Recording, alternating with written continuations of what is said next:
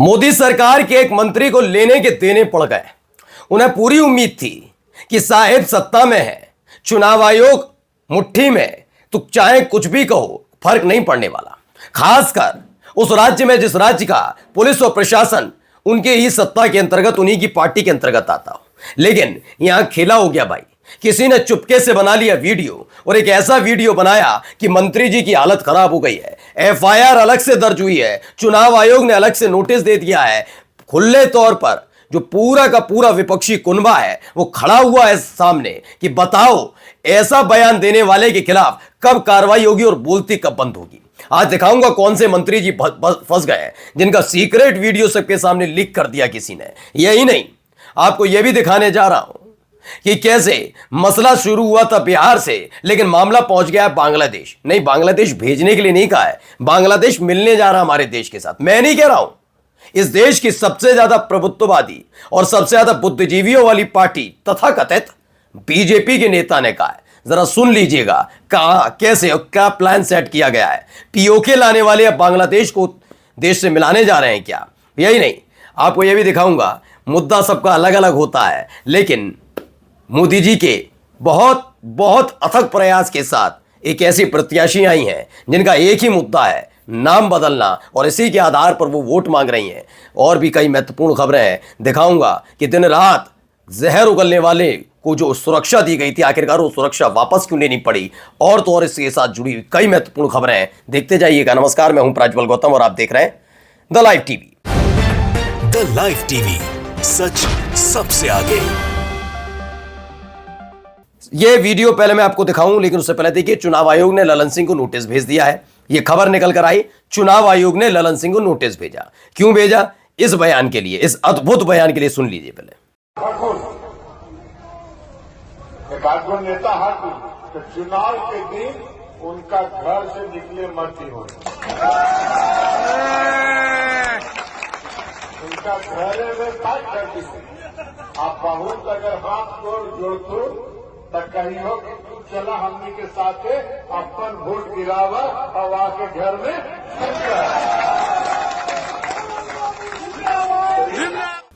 और ये देख आ रहे थे जहां इनकी पार्टी, इनके एनडीए का सबसे क्रांतिकारी नेता है, उनके प्रचार के लिए कर रहे थे मोकामा से अनंत सिंह के लिए।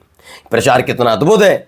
अब भाई मैं ये नहीं कह रहा, इन्होंने केंद्रीय मंत्री होने के नाते इन्होंने कोई भी नियम कायदे कानून नहीं तोड़े, क्योंकि जिसके लिए प्रचार करने गए थे वो इन्हीं कामों के लिए जाना जाता है व्यक्ति। तो जब जिसके लिए प्रचार करोगे तो वैसी भाषा शैली का इस्तेमाल करना पड़ेगा। तो भाई कर दिया वैसी भाषा शैली का इस्तेमाल। तो गलत क्या किया ललन सिंह ने? आप अनंत सिंह से क्या उम्मीद रखते हैं? उम्मीद रखते हैं कि वो स्कूल, कॉलेज, यूनिवर्सिटीज, पढ़ाई लिखाई की बात करेंगे? भाई उस आदमी के जुबान से हमेशा क्या सुना आपने? अटखेलियां कराइए, पढ़ाई लिखाई खुद ही बताते पढ़े लिखे नहीं है हम।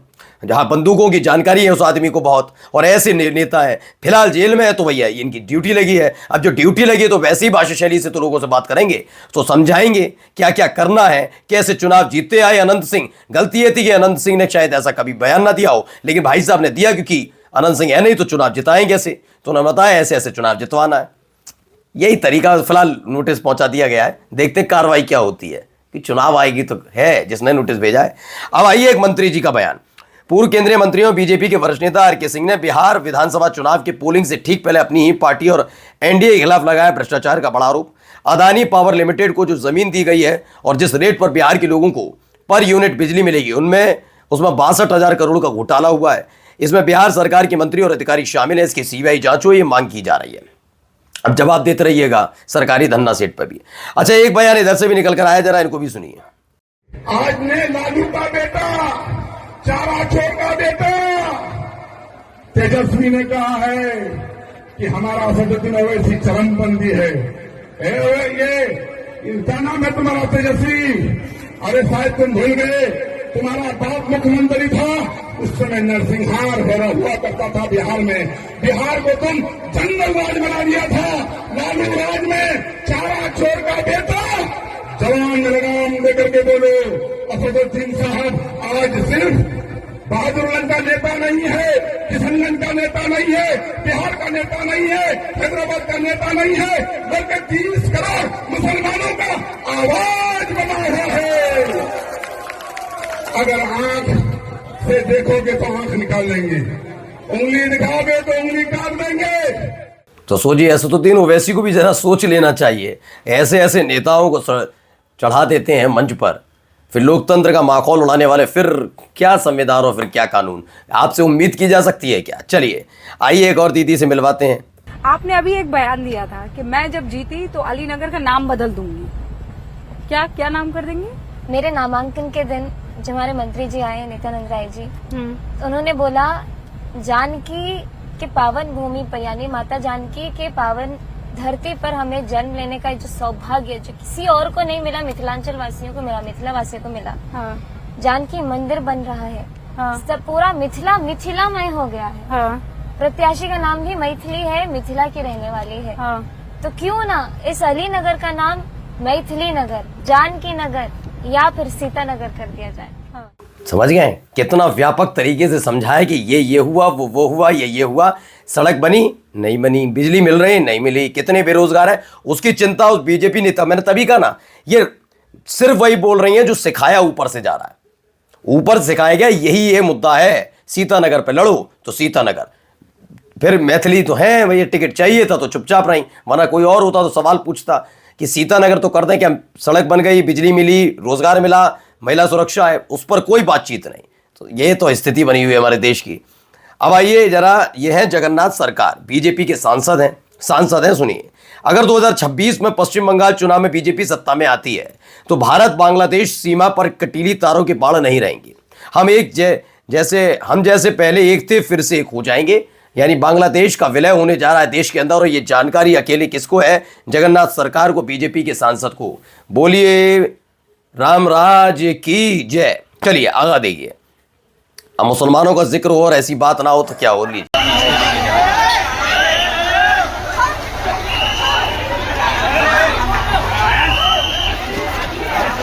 पकड़ के उन लोग लेके जा रहे थे, इसीलिए ताकि कोई करे ना, इसीलिए।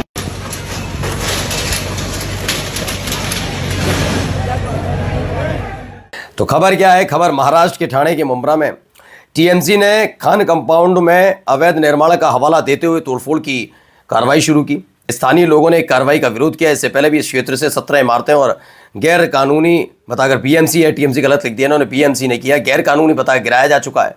वही ये कार्रवाई बॉम्बे हाईकोर्ट के आदेश के तहत की जा रही है, ये बताया गया है। चलिए, महाकाल मंदिर का पार्किंग एरिया बढ़ाने के लिए 200 साल पुरानी मस्जिद को गिरा दिया गया। सुप्रीम कोर्ट पहुंचा उज्जैन तकिया मस्जिद गिराने जाने का मामला।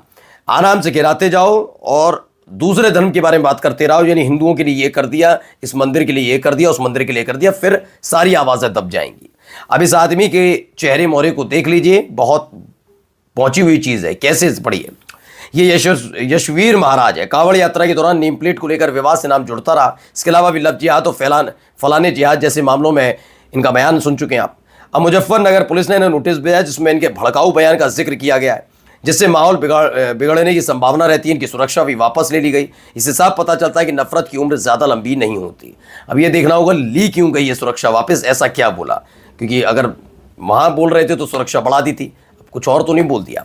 वहीं डोनाल्ड ट्रंप को लगा बड़ा झटका। न्यूयॉर्क मेयर पद के चुनाव में ओबामा ने दिया जोरन ममदानी को समर्थन, ये बड़ी खबर निकल कर आई। वहीं देखिए एक और खबर, मैं तुम्हारा सारा हाई कोर्ट और सुप्रीम कोर्ट आज निकलवा दूंगा। ये योगी आदित्यनाथ जो बिहार में जाकर ये कह रहे हैं कि भाई उत्तर प्रदेश में जैसे कानून व्यवस्था है वैसी कानून व्यवस्था का इंतजाम उन्होंने बिहार में कर रखा है, तो जरा देखिए, ये सुप्रीम कोर्ट के आदेश के बावजूद एक व्यक्ति को गिरफ्तार हिरासत में लेते हैं, उसे मारते पीटते हैं, उसके बाद सुप्रीम कोर्ट तो नहीं निकलवा पाए उसका, लेकिन इनका सारी की सारी हेकड़ी निकालती है। सुप्रीम कोर्ट ने उत्तर प्रदेश के प्रतापगढ़ के एक पुलिस स्टेशन के एसएचओ पर कड़ी कार्रवाई की। एसएचओ ने कोर्ट के आदेशों को मानने से साफ इनकार कर दिया था। इतना ही नहीं, उन्होंने याचिकाकर्ता को गिरफ्तार किया और मारपीट भी की, जबकि कोर्ट ने पहले ही उन्हें ऐसा कोई भी कदम उठाने से मना किया था। एसएचओ ने कोर्ट के आदेशों को मानने से साफ मना करते हुए कहा कि मैं किसी सुप्रीम कोर्ट का आदेश नहीं मानूंगा, मैं तुम्हारा सारा हाई कोर्ट और सुप्रीम कोर्ट निकाल दूंगा आज। और ये सारा का सारा उनका निकला ना निकला, लेकिन भाई साहब की हेकड़ी जरूर निकली। और ये हैं योगी आदित्यनाथ के ठाठा पुलिस वाले, यशस्वी पुलिस वाले। और जाते आते जरा तस्वीर ये भी उसी मुजफ्फरनगर से देख लीजिए। तो 4 लोगों की लंगड़ाते हुए तस्वीर आई है सामने। कौन है ये लोग जरा मैं बता देता हूं। मुजफ्फरनगर में कॉलेज के बाहर छात्राओं पर अश्लील कमेंट्स करने वाले संदीप सिंह, नीरज, निखिल और पंकज गिरफ्तार किए गए। देख लीजिए, ये हिसाब किताब है। लेकिन उपद्रवी कौन? अब्दुल खालिद। नमस्कार।